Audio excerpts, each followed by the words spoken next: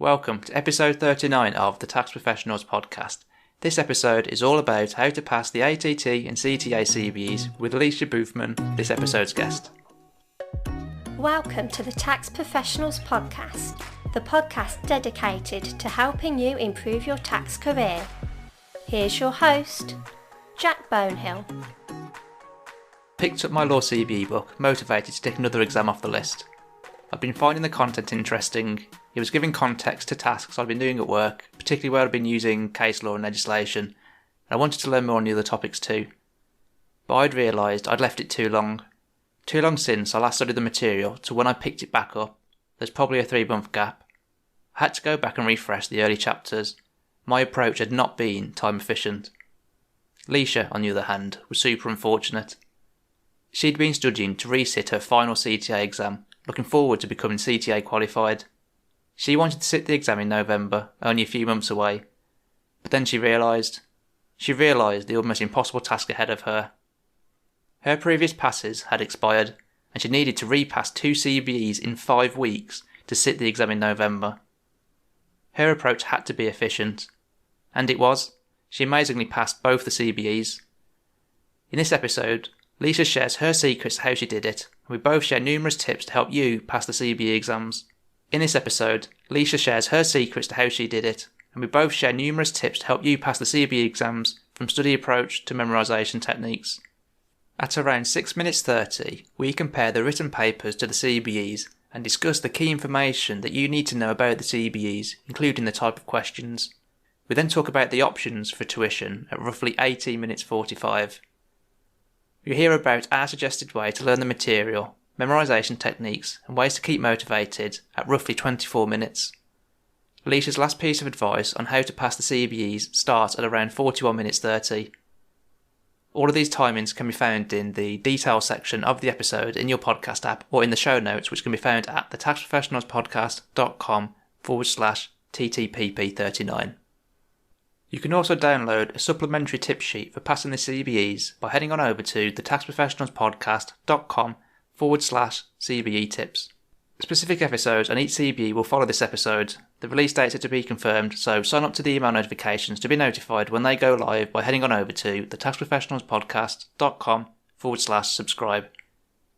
There's plenty of previous episodes on the podcast to help you with passing the ATT and CTA exams, but that's not all that's covered. There's interviews with successful tax professionals to hear the secrets to their success, and episodes covering how to improve at important skills for working in tax. Head on over to thetaxprofessionalspodcast.com or search for the Tax Professionals Podcast in your podcast player of choice to listen. Without further ado, let's get to it. Could you tell us a little bit about your tax career and your professional qualifications? Yeah, so at the moment I'm working in a mixed tax role. So I do majority corporate tax, but a little bit of personal tax. I am a partnership tax manager for Clifford Chance, and I've probably been there since October 2019. And before that, I was at Linklaters as a tax advisor, similar role, a law firm doing partnership tax basically. And my professional tax qualification so far is, so I've passed my ATT papers and I've just sat my last CTA paper, so fingers crossed. Yeah, fingers crossed. As we were talking about beforehand, you never know, do you, with the CTA exams, how they go. Exactly, yeah. Partnership tax. I've always thought about that. So, when you talk about partnership tax, do you mean like just almost like corporation tax, but just solely in relation to partnerships instead? Is that like the main bulk of your role? Yeah, that's literally the main bulk, yeah. I barely touch personal tax because there's a tax team that deal with it. So I do like a composite tax return, so to speak, but the rest of my role is predominantly corporate tax. Yeah, and so I imagine there's quite a lot of overlap actually between like the rules for partnerships and corporation tax.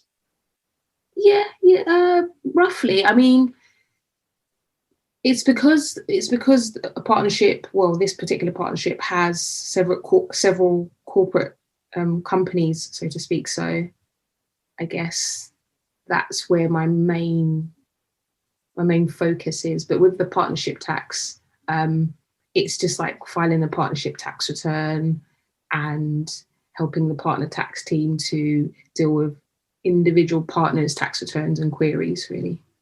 Okay, interesting. I've never actually spoken to anyone before that works in partnership tax, so I was just curious more than anything. But obviously then, since you're ATT qualified and very close to being fully CTA qualified, obviously at some point you've done your CBEs. How long ago was it now that you did those? So I did them in August, but what actually happened was I actually sat them with my ATT quite a few years ago and they run out. And in July, I took 2 CTA papers, but I only passed 1. And that was when basically my previous CBEs had an expiry date on them. So I sort of had a month to turn them around in order to be able to sit my last CTA paper. God, that's a lot of pressure, isn't it? To squeeze that in just before your final CTA papers. Yeah. How unlucky as well then with the time in there, like literally just by a few weeks or months. Yeah. So pretty much then at this point you're an expert on the CBs, and since you've sat them twice now. You could say that, although because it was quite a long time ago, I did have to do a deep refresh. I basically had to relearn it all. Yeah, well, I suppose that the issue I think with the CBs a bit is some of the material is quite dry. So I suppose it is easy to forget, isn't it? Particularly if you've done them a few years ago. Yeah, definitely. And because it's not something I use every day in my role. So, yeah. Yeah, not all of it at least anyway. There's probably a few things, isn't it, that crop up quite a lot. Oh, no, yeah, a few pieces, yeah. But I'm sure we'll come into those in a bit more detail later. So how did you personally find the CBE exams compared to like the written ATT and CTA exams, particularly in terms of like difficulty? I would say they're more comparable to the ATTs in the sense that a lot of the work is you need to memorize quite a lot of information, whereas CTA papers is mainly application. You might get a scenario and you have to apply the knowledge that you've got, whereas the law and ethics or the CBEs in general, you need to memorize what's in the books, and it's almost like regurgitating the information, but you're not having to specifically write about them. You're just having to memorize the knowledge and apply it to the various questions that you're given. Yeah, I remember feeling the same actually. There's a lot of memorizing, isn't there, on these exams, particularly as it's multiple choice. And the law one, I think, is the one where there's the most memorizing, because you just got to remember like a bunch of different dates and stuff and deadlines.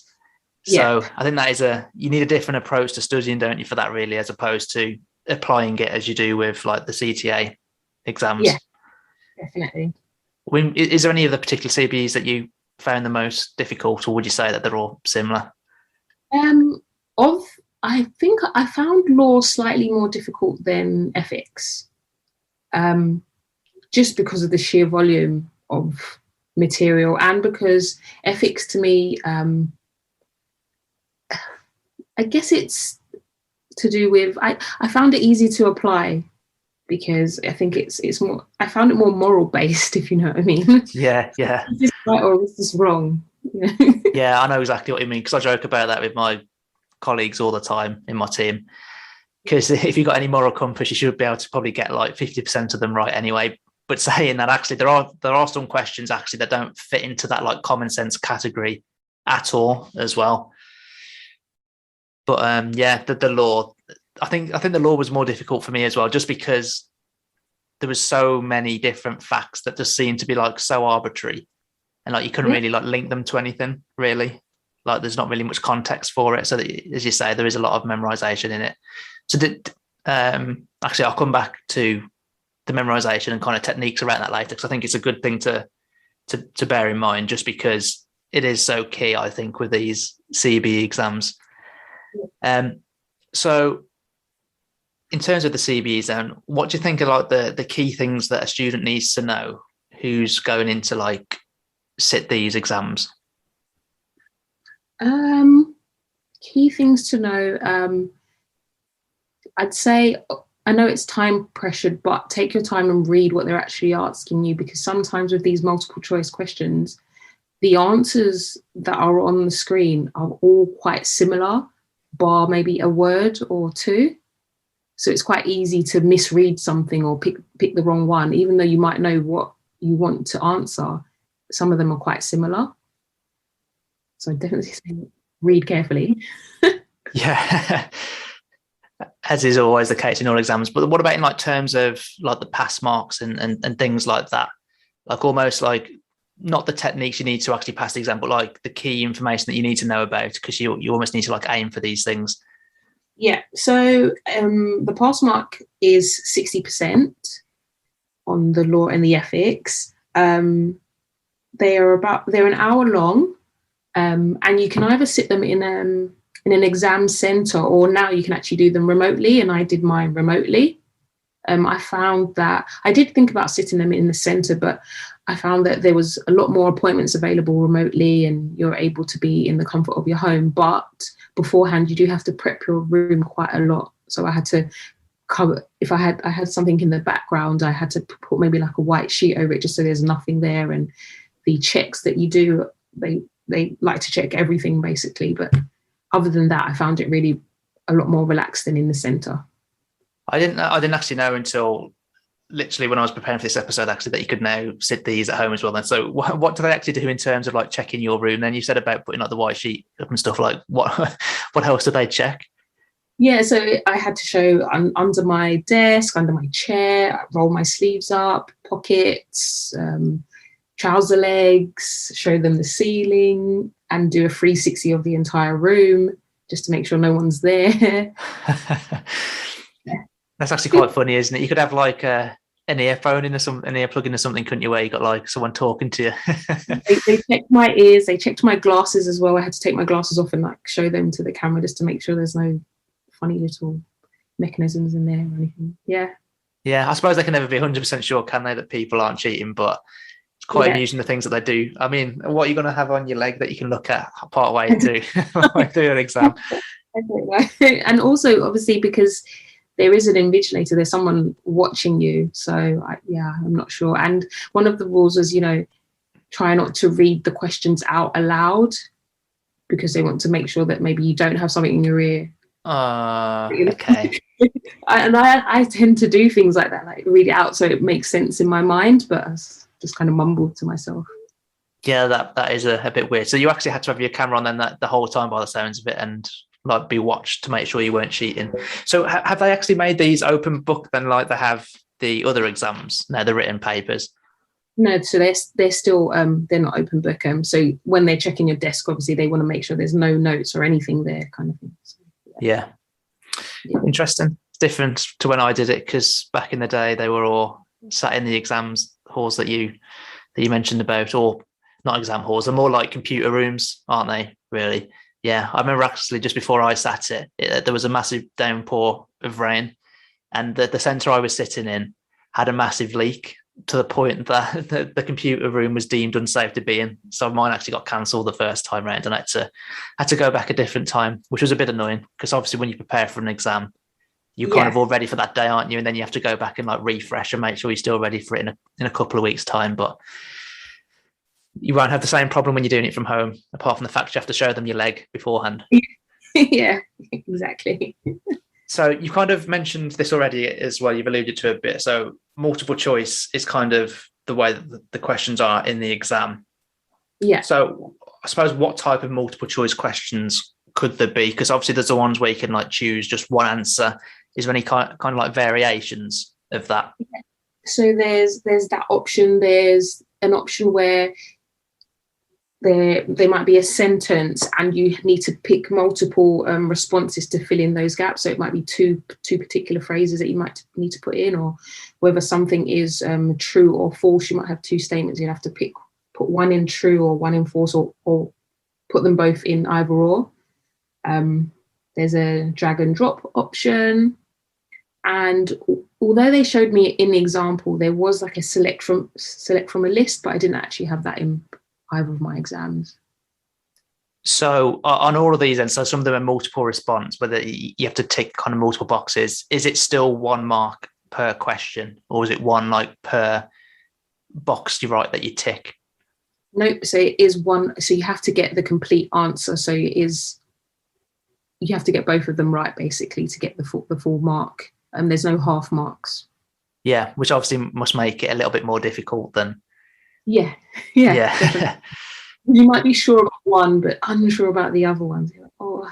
Yeah, and particularly when it is, as you say, it's like one word difference between like two of the answers. Yeah. So I think personally, I felt like this anyway. I thought that the CBEs would be easier than like the written papers, and maybe that's an incorrect kind of view on it. But I think the reason I thought that at the time was because it is multiple choice, and those type of exams always seem easier. But I know actually it's not the case, particularly with the law one, I would say. How much time did you roughly spend studying, do you think, for each of the CBEs? And is there kind of like a benchmark that you think people need to study for to be able to pass these? I'm not sure what the bench. So for me personally, because I didn't have a lot of time, I kind of not exactly from results day, but from a few days after that, I spoke to my tutor for my other paper and was kind of like, do you think this is possible for me to sit both these exams, both these papers within a month, basically, because I really needed to.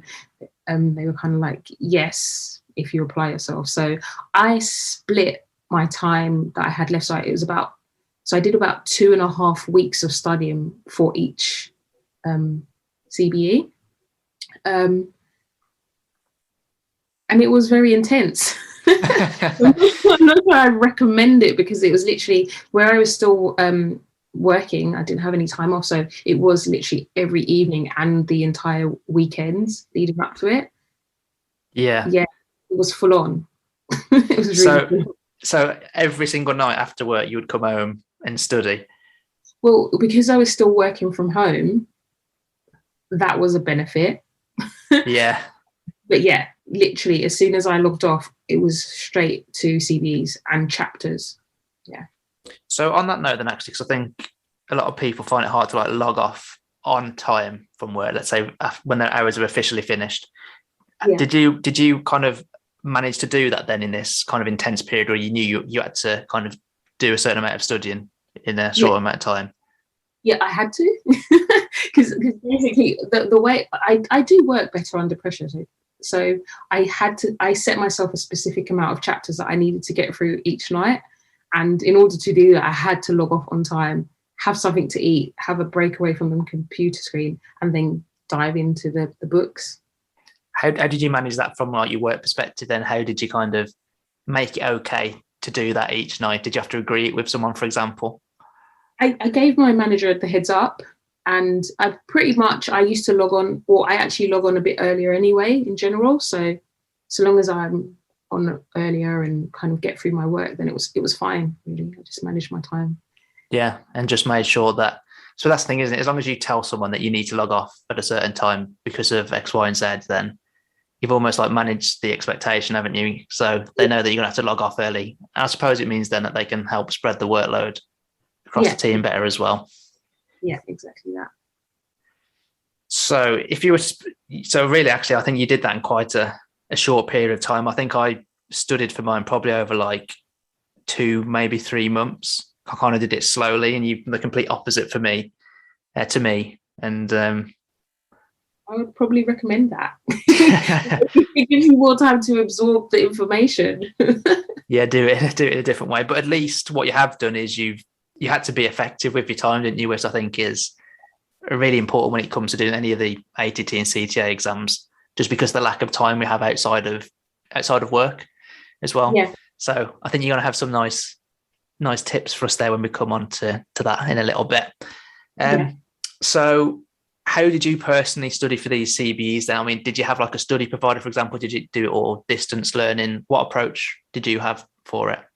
So it was, you've had NIT on here before. So I studied with NIT and BPP, which was a case of, I got all the material, did the classes, and they actually give you quite a lot of mock exams as well to do, which is key. Well, I found key question answering. I found key more so than, obviously it's ideal to read the material, but having the questions and trying to do questions, that's what I found the most effective way of me studying, to be honest.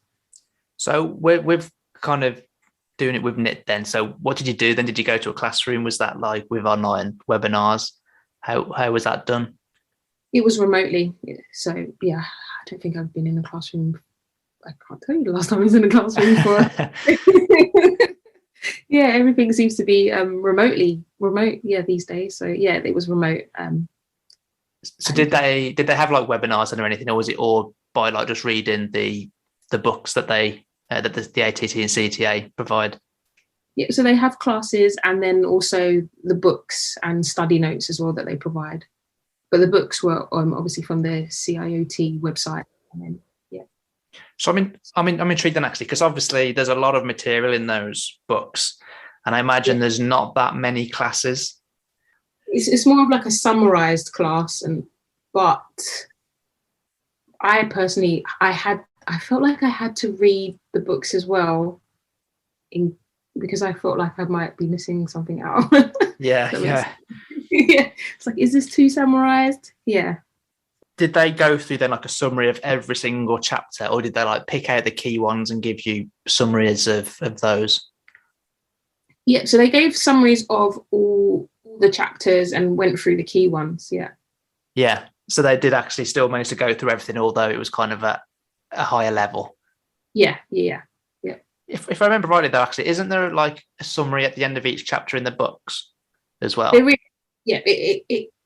It's maybe like half a page or a page long, so it's very summarized. So I don't know if you could get away with just reading that. But oh yeah, no, 100% not. I suppose I was just thinking like for people out there, because there is a cost that obviously comes with going to the classes, and I suppose really like in your view, do you feel like those classes are worthwhile, or do you feel like you can get away with it with just having the books? Well, the thing is, the reason I think it might be more important to go with a study provider is because they can actually give you more access to questions. At the end of each chapter in the book, you do get a range of questions. And then obviously on the CIOT website, there are, I think it's 2 mocks for each paper. But when you go with a service provider, I got a lot more questions, basically. I got questions for each chapter. So extra questions for each chapter, sorry. And I think it was 3 or 4 extra mocks. Yeah. So you would say the main benefit then really of going to the study provider is those additional questions that you get? Yeah, 100%, yeah. And do those extra mock exams get marked by them as well, or do you have to mark those yourself? You can self-mark them, yeah. Yeah. Because I actually, I went to a study provider to do mine to the extent that I went and brought the extra questions and stuff, but I didn't have any like of the classes like what you did, like where they went over the summaries and that. I think they might have had some of those videos pre-recorded online, but there certainly wasn't any live ones for me. I thought the books, for me, I'm quite fine with like reading. I learn quite well from reading. Nowadays, you can kind of do it at your own pace. As you say, you make sure then you've covered everything as well, which I think is a worry when you're given summaries that you're not given a key piece of information. So I think for me, I agree with you. The questions are really useful because I found those extra questions helpful as well, just because questions are so good, I think, for like embedding a point in your memory. Yeah. And it helps it to stick. And there is so much to memorize for these exams, as you've already alluded to. Having those extra questions is definitely a big help. So I think probably it depends maybe on people's learning style as to whether they will be fine with just the books, or whether they feel like they want the summaries from the classroom as well. But I can see how that would still provide benefit and use as well. Yeah. So obviously then you had those like 2.5 weeks for each CBE then. So kind of what approach did you take to going through the books then? Because you mentioned that you did still go through them fully as well. Yeah, so that was my main study. So I divided the chapters up based on how many days I had. So it wasn't the entire 2.5 weeks. So I had to actually get through quite a lot of chapters every night because I wanted to give myself enough time leading up to the exam where I could each day leading up do a different mock. Yeah. To time and similar environment, so to speak. So I didn't have my notes around me to check or anything. I just wanted to know what I knew and make a note of the ones that I didn't know in case I had to go over those chapters again, or do those questions again, kind of thing. So when you went through the book then, before you did the questions and that, did you like just read the chapter, then did you do the question at the end of the question at the end of the chapter, for example? Or kind of almost what stages did you do it in? So what I would do is I'd read a chapter, and as I was reading a chapter, I would actually do my own mini brainstorms, because the way I learn, I'm quite a visual learner as well, so I can read and take things in, but in terms of recalling in an exam, I try to recall a page, if that makes sense. So whether it's color coded or something like that. So I'd make notes, more summarized notes, but color coded, so it's colorful, so that I could recall. And then I would do the questions at the end of each chapter. Yeah. And then did the study provider as well provide you with some additional questions for each chapter as well, did you say? Yeah. And I'll do those as well. Okay, so essentially almost like your process was read the chapter, and as you're going through it, make your own notes in the form of a brainstorm with lots of colours, do the questions in the book, do the questions from the study provider for that chapter, and then move on to the next one. Yeah. I think that's a good way to do it. I know we're talking about kind of being effective with your time for these things. And I can see now how you managed to kind of squeeze it in 2.5 weeks. Because if you read the chapter and then you do the questions immediately after, you're almost like enforcing that knowledge, aren't you, in your head then? And I think you mentioned this as well. You're also noticing the parts that you didn't quite remember, and then you can immediately correct yourself.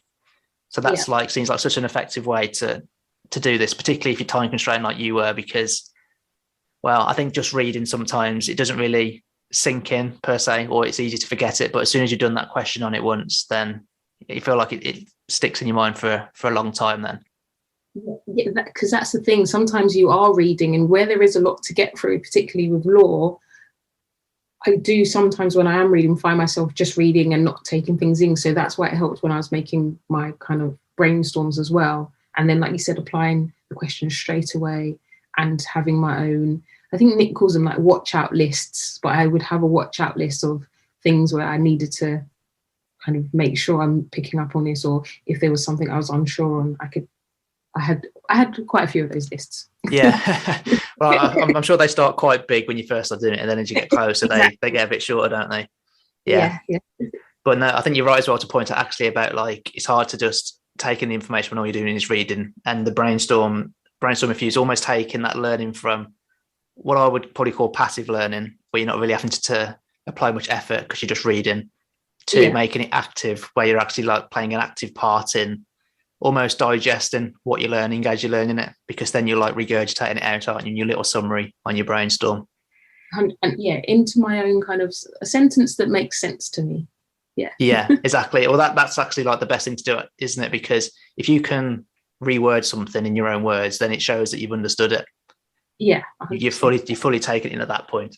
So obviously that the only way to not there's more ways to do it, isn't it, than just doing the brainstorming. That's what works for you. But I'm fully with you anyway, that when you're reading, try and do something as well as just reading it, to add that like active layer into it as well at the same time. So for me, I actually didn't do brainstorming. I would read the chapter, I would do the questions, and then I would write my own summary on it. Actually, like just try to get the key points onto one page on a Word document. I did that for every single chapter, and that was my way of making it a bit more active. And then obviously if I couldn't remember something as I was writing those, then I could flick back to the relevant page and pick it out. And that was almost like a way of pointing out to me the stuff I'd already forgotten, even though I'd literally just read it. It happens. Yeah. It does, particularly with some of the information in these, which can be quite dry at times. But you have mentioned this already, but I found the CBEs very fact intensive. So as you said, remembering a lot of information, that's like one of the biggest things here. There's a lot less of applying knowledge than there is just like reciting it and remembering it. The law one was the worst one, I thought. And it sounds like you had similar experiences to me, actually. I would agree. Yeah, you agree. So How do you think you personally approached memorizing facts? And what is it that worked for you in terms of making sure you remembered the points that you were reading about? With law, so again, it was the brainstorms to help me recall specific colours for different kind of statutes, or how the order of kind of parliament and the processes of appeal, flow charts. It was, for me, it was a lot of visual kind of aids. And for other things, so maybe for like trusts, with that, although I don't particularly know, I didn't know a lot about trusts, but I would try to create a scenario, if that makes sense. Yeah. And try to put names to the scenario. Yeah. To just try and aid in remembering, basically, because I found trusts quite hard, just because I used to get muddled up on the different types and discretionary trusts and this, and then I was like, there's so many options, so I had to try and basically pick scenarios and make them up so that I could remember them in the CBE if they came up. Yeah. So I think, again, really what you've done there is you've like actively used that information that you've learned, because you've created your own like little example almost, by the sounds of it. Yeah. And then that's helped you remember it. So I think there's one thing you mentioned as well, actually. You use colours, by the sounds of it, to almost like group facts together that are like related or similar. Yeah. I think you can do that with or without visuals as well. So like one thing that I remember particularly with like the law one is a lot of the deadlines were very similar. Like, I could be completely wrong with this now, but I think there was a lot of like 30 and 45 day deadlines. Yeah. So almost like if you can group together all the deadlines in your head that have got 30 days, then if you can associate them with each other, I think it becomes easier to like remember which ones are 30 days and which ones are 45. Whereas if you just read each fact in isolation, like, oh, that's 30, oh, that's 45, it's harder to remember it. But if you do group it, that definitely does help a lot, doesn't it? And I was actually watching a show fairly recently, actually, where a bunch of celebrities kind of were being coached by these like memorization experts who go into like memory competitions and memorize like stupid amounts of information. And in that, they were like teaching them a bunch of different techniques and stuff to kind of help remember things. And one thing I thought was quite interesting, actually, which people can certainly try with the CBE exams, is what they like to call a memory palace. So it's where you kind of like take a room in your house, say, or a place that you know quite well. And then you can kind of like associate a fact with lots of different objects in the room. So let's say you walk in your front door and you've got like a door that goes into your kitchen and a door that goes into your living room, and you've got a shoe rack and something like that. You can associate like a fact of each of those things. So then as you like kind of visualize going through your house, you'll be able to remember all those facts that you've associated with each object. It sounds like quite a lot of effort, but it kind of is, as you've talked about, Lisha, with doing your like brainstorms and stuff, those things aren't effortless either, are they? They do take a lot of time and effort to create. So, you know, if you fancy trying something a bit different to try and make your studying more interesting, then why not give the memory palace a go? Now, why be a good shout? Because I don't play many games on my phone, but I do play one called Doodle Pairs, which is kind of remembering pairs, and I do it for that particular reason, just to keep my memory skills up there. Yeah. So to be fair, like on this show as well, actually, I think it's just interesting to mention, is someone from Love Island was on this show. So, you know, naturally most people associate people who go on Love Island with not being particularly smart. The woman was called Amber. She was on it a few years ago, I think. And actually she ended up winning the whole competition that they were doing on here from using these techniques. So it goes to show that, you know, applying such a small technique like that can actually make like a big difference to helping you to remember things. I think the key thing with that actually is making it interesting, because one thing I used to try and do when I was studying was try and do something a little bit different every time to stop it from becoming like mundane and boring. So when I was at university, this is probably quite a weird thing to do, but I was studying maths, and you kind of have this vision of like mathematicians having these massive whiteboards where they would like write loads of equations on. Well, I didn't have a whiteboard, but I did have a window. So I started writing on my window, and just doing something as simple as that made it so much more interesting to study, I thought, than just writing on paper all the time. That makes I actually have a friend who does something similar in her room, but she has white walls, but she'll regularly repaint over them. Yeah, it does sound similar.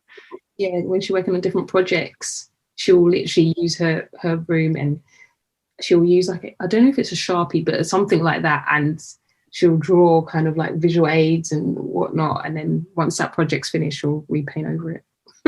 That sounds like a lot more effort. It is a lot of effort. But it's all about what works for you, I suppose, isn't it? And that must make it more interesting and enjoyable for her. So it's almost a bit of figuring out what you find enjoyable to get through the dull stuff. Because one of the big things as well with these is finding the motivation, isn't it, to study? I mean, I'm not quite sure how you found the motivation to study for 2.5 weeks every single night and all your weekends. I think that's pretty incredible. But doing little things to make it more interesting does make it easy to do that. True. It was literally the deadline that made me. Like, if I then I can't sit my last paper, and then so I didn't have an option. Well, that's a thought actually about the deadline and stuff, because I didn't actually book anything. I didn't actually book my exam for probably like a month after I started studying, so I didn't feel that pressure of a deadline. Do you feel like it is best to just book a date straight away and then work to it rather than say, I'll just book the date later? Because what I did was I actually booked my time slot when I was halfway through the material. So then obviously it's still pressurized, but I knew that I'd got to a certain point, and I knew, okay, I can keep going, or I have to keep going in order to make this date. Because in my head as well, I sat law first, and I actually thought, I'm going to sit this one because it's the harder one to me. And if I don't pass it, I think you have 72 hours before you can book again, which I didn't want to be an option. But in case it was an option, I had to factor that in as well. And that would eat into my ethics study time as well. So, yeah. Yeah, no, that makes sense. So if I'm following right then there, so you kind of knew the date that you wanted to book it for, but you didn't book that until you knew that you were going to be able to do everything in time for that. Yeah. And then once you knew you're okay, you booked it in. Yeah. I think for any people... Go on, Lisha, sorry. The good thing about it being remote, there is so many time slots. It starts from ridiculously early as well, and all the way up until late into the evening. I didn't pick a crazy time, but when I saw that, I was like, oh, wow. You can do it at 5 a.m. if you want. Okay. Oh, yeah. No, thanks. Exactly. There's no way I'm getting up at 5 a.m. to do an exam. No way. So that I think it probably is a good idea then for people, particularly people who find it more difficult to motivate themselves to study for an exam, is probably get that date in as soon as possible. And if not, then to set like a date in their mind that they're aiming towards, to kind of almost focus the mind. And I think if you have a rough date in, then it's great, because you also, where obviously I was time pressured, but if I wasn't, you also don't want to almost drag it out too long that you sort of forget what you originally learned in the earlier chapters. So you want to be able to keep some kind of momentum, basically. Yeah, I think actually you're all right about that. If you want to be really effective in terms of spending the least time possible studying for these exams and passing them, is study it in a short period of time, because as you say, then you'd give yourself less time to forget the stuff that you learned earlier. I definitely had that problem a bit when I was studying it over like 2 to 3 months, because by the time I'd read the whole book, there was some stuff that I hadn't like even looked at for 2 months at that point. And so then I had to rejob on memory, which wasn't really that effective in terms of obviously using my time, but it was much less intense than your approach. That's for sure. But luckily you had your summarized notes as well, so that would have helped as well. I did, yeah. No, it did, yeah, absolutely did. And then obviously the practice questions and stuff you do as well, and the mocks, and that they all helped. So I think you said there's 2 mocks online then. So obviously people should be aiming to do those for each of the CBEs. It's going to be a big help, and getting as many questions as you can, but obviously don't skip the kind of the learning stage of it. Still go through the full material first, do the questions as you go along, and then do the mock questions afterwards. That's going to give yourself the best chance of passing, I think. I mean, was there anything else that you did then, like outside of that, then to make sure that you remembered things? So did you use anything like flashcards or trying to recall facts or anything like that? So I would, I would have my brainstorms, and I'd read those before I went to bed, over the ones that I'd already done. But towards leading up to my exam as well, I'd get my other half to question me as well when we're meant to be having dinner. I bet they were a big fan of you over that period. So very supportive. So yeah, I appreciate that. But yeah, so that helped as well. Because there were times where I did find I had to dig deep for that motivation to go and read or do some questions. So it did help. It made it a bit more. It's just different to just having to read questions or click questions on the computer screen. Having someone else to read, to push back on, kind of thing. Yeah, and I think what I was going to say, what I think is good about that as well actually is you're using recall rather than just rereading something. I think rereading something is a really poor use of time when it comes to studying for an exam. You're much better to try and remember it first, and then if you can't, then go and read it, because that way you tend to remember it for longer the second time round. Whereas if you just were to reread it again, it's probably going to go in one eye and out the other almost immediately. Yeah, and another thing that we would do actually was I'll go back to trusts as well, but specifically on things like that, he would read. He would say something like maybe discretionary trusts and ask me to explain it to him, which I found hard but very useful, because I literally had to relay it to him, and in a sense, because he doesn't do anything to do with tax, so I had to explain it to him, which I found that really useful actually. Yeah, no, I agree. That is useful. I did something similar actually with my other half, but I did it with flashcards mainly instead. And it is useful from a motivation standpoint to get someone else involved as well. Obviously not everyone has that luxury, but even if you can find a study partner or something, I think that helps as well, doesn't it? Just someone else to talk to it about, because it's about, I think, mixing it up. When you introduce that other person, it's something different. It's another different way to study, isn't it? Another interesting way to spend studying. Yeah. Good. Just before then we move on to the guidance on specifically the law and the ethics CBE, is there any kind of last pieces of advice, general piece of advice that you'd like to share with people who are preparing for the CBE exams? My main piece of advice would be just to utilize all the questions that you're given. If you are going to go with a study provider, doing all the questions that they give you from the chapters and the mocks, and trying to sit those to time. Not with the CIOT mocks, I think you said this before, but leaving those to the end so you actually treat those as mocks. Because in the beginning I was like, should I just have a look at it just to see what I can get if I just tried it off the cuff? And I stopped myself, because obviously you don't have access to loads of questions, and also that doesn't regenerate, so it will be the same questions when you go to sit it later. And I just didn't want to fall into that trap of remembering those questions, because it's not how the actual exam goes. So yeah, I would just say lots of question practice.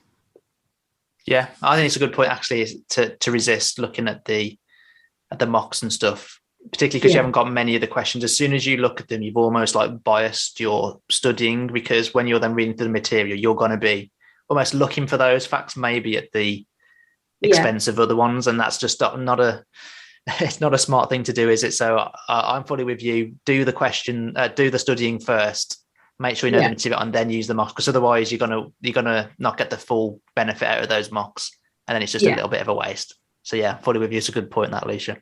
I hope you found the tips in this episode useful.